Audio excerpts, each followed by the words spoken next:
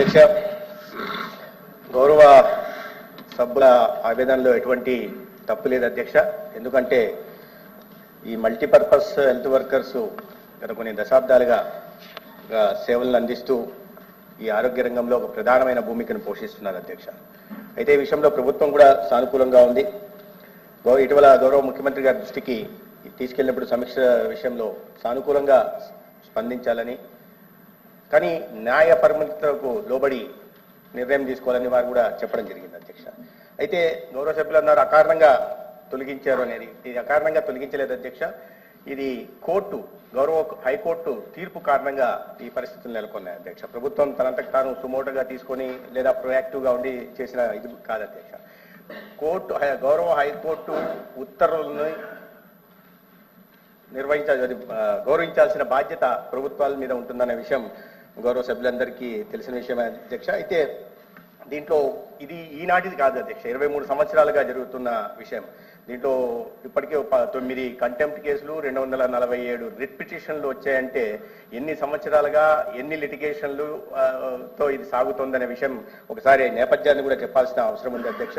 ఇది యాక్చువల్గా 2027, 2002 విడుదలైన నోటిఫికేషన్ ఉమ్మడి రాష్ట్రంగా ఉన్నప్పుడు అధ్యక్ష. ఆంధ్రప్రదేశ్ రాష్ట్రానికి 1377, తెలంగాణ ఇప్పుడు విడిపోయిన తర్వాత 946లో మొత్తం 2324 మల్టీపర్పస్ హెల్త్ అసిస్టెంట్ మేల్ ఖాళీలని కాంట్రాక్ట్ ప్రాతిపదికన భర్తీ చేయడానికి ఎస్ఎస్సి మరియు ఒక సంవత్సరం ఎంపీ 10th క్లాస్ మరియు ఒక సంవత్సరం ఎంపీహెచ్ఏ మేల్ శిక్షణ కోర్సు అర్హతతో రాత పరీక్షను నిర్వహించారు అధ్యక్ష. ఆగస్టులో 2022లో కొందరు అభ్యర్థులు హైకోర్టును ఆశ్రయించి రిట్ పిటిషన్ వేయడం జరిగింది. 15,107/2002 దాఖలు చేసి ఇంటర్మీడియట్ కనీస అర్హతగా పరిగణించాలని అభ్యర్థించారు.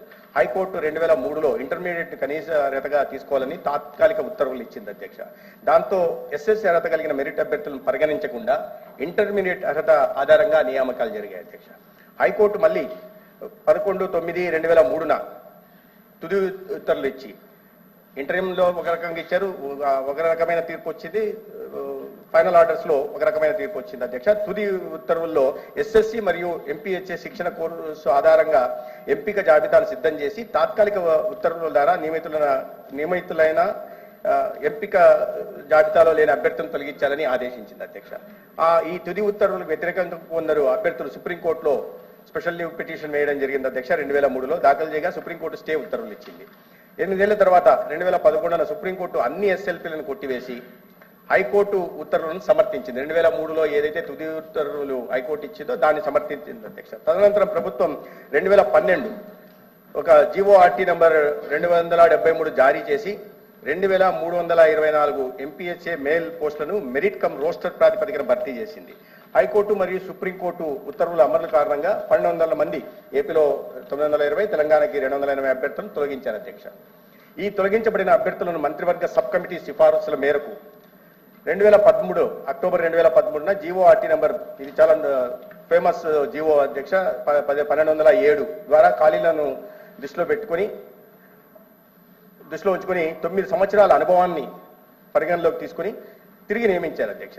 అయితే వీరిలో కొందరు తక్కువ మెరిట్ కలిగే అభ్యర్థులు ఉండడంతో హై మెరిట్ అభ్యర్థులు హైకోర్టును ఆశ్రయించి మళ్ళీ రిట్ పిటిషన్ వేయడం జరిగింది. 2013లో దాఖలు చేశారు.